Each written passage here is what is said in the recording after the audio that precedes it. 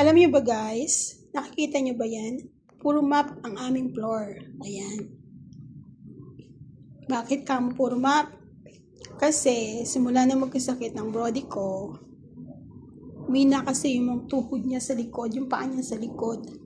Palagi siyang nadudulas. Nadudulas siya dito sa floor na to. Ayan.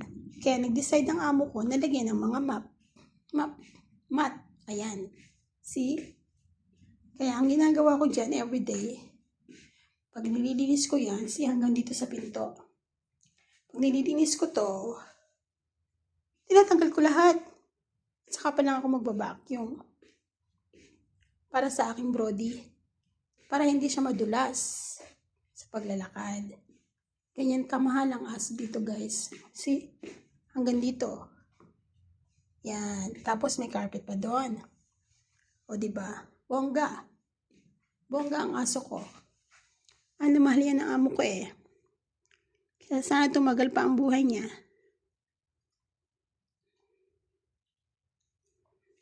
Please hug my brody guys. Thank you. Please follow and subscribe.